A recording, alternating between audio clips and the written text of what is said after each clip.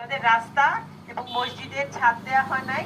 12 তারিখে যদি আমরা আল্লাহ চান আর আপনাদের সহযোগিতায় আমরা যদি ধানের শীষ এখান থেকে বিজয় লাভ করতে পারে, অবশ্যই আপনাদের এই কথা আমরা রাখবো। আর অবশ্যই আপনারা আপনাদের প্রতিনিধির মাধ্যমে আমাদের আরেকবার একটু নক করবেন, আরেকবার জানাবেন সকল সমস্যার কথা।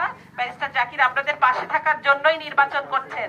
উনি আপনাদের সকল সমস্যার সমাধান করতে চান, আর উনি তার গ্রামের বা তার দেশের বাগেরহাটের লোকদেরকে ভালো রাখতে চান।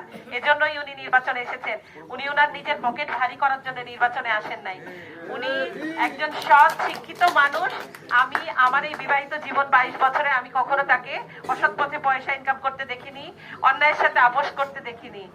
আপনারাও আশা রাখবেন, তার উপরে বিশ্বাস রাখবেন। আপনাদের এই বিশ্বাসই তাকে সামনের দিকে এগিয়ে নিয়ে যেতে পারবে। আমি আমার বক্তব্যকে সংক্ষিপ্ত করে এখানে শেষ করছি। ধন্যবাদ।